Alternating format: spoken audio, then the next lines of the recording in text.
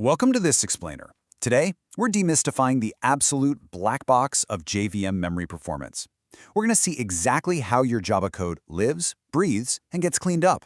Because let's face it, understanding this stuff is literally the difference between an app that scales beautifully and one that just hits a sudden, inexplicable performance wall. To keep us on track, here's our roadmap for today. We'll quickly run through the JVM memory map, break down the heap versus the stack, and explain how garbage collection actually works. Then, we'll dive into the GC algorithm arsenal, trace the evolution from PermGen to Metaspace, and finally, wrap up with troubleshooting those dreaded Java memory errors. All right, let's jump right into part 1, the JVM memory map, our architectural blueprint. Efficient memory management is critical to building reliable, high-performance Java applications. I absolutely love this quote from our source material because it sets the stakes so perfectly.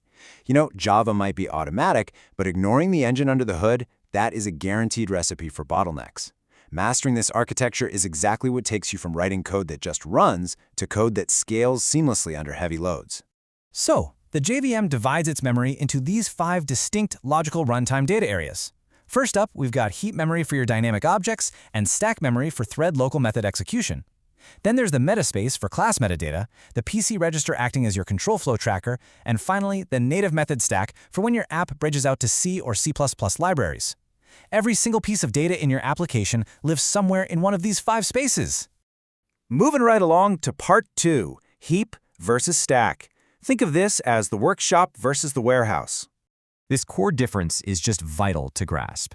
Your local variables and object references, they live on the fast thread local stack, but the actual bulky object data resides over in the shared heap. See, the stack is totally isolated, operates on a strict last-in, first-out model, and needs zero synchronization.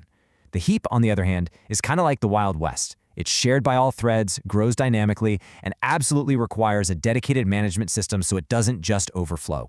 Here's how that workshop operates. Every single time a method is invoked, a lightweight stack frame is pushed onto the stack. And the exact moment that method finishes, boom, the frame is instantly popped off and the memory is reclaimed. This is exactly why the stack is incredibly fast and never requires garbage collection. It's a self-cleaning workbench. But keep in mind, if you pass an object into a method, the stack frame only holds the lightweight pointer to that object. The heavy lifting is always happening over in the heap. Which brings us to part 3. How garbage collection works, or as I like to call them, the janitorial staff. So what happens when the heap gets full? It's the ultimate question for any long-running application, right? What actually happens when that massive warehouse just completely runs out of space?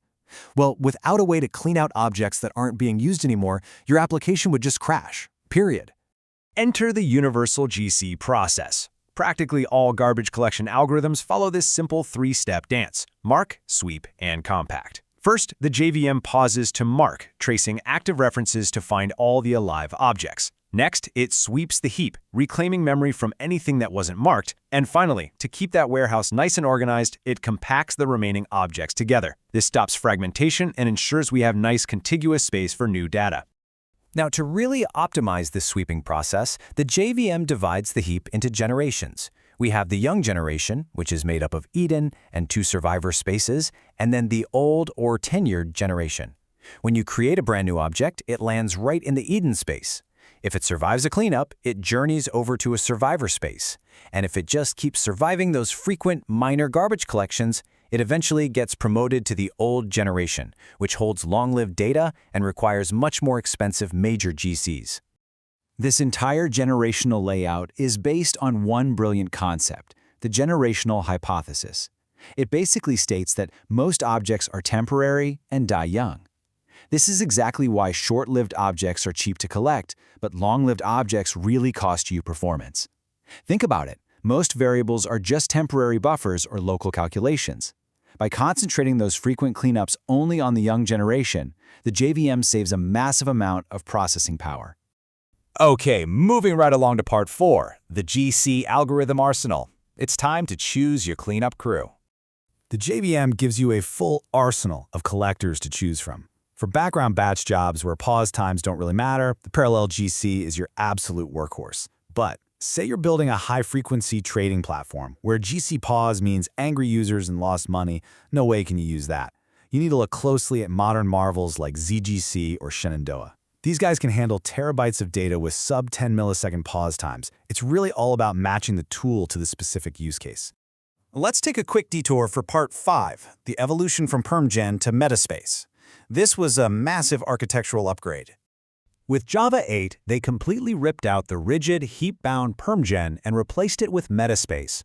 Back in the old days, developers constantly wrestled with PermGen space crashes because it had a fixed maximum size.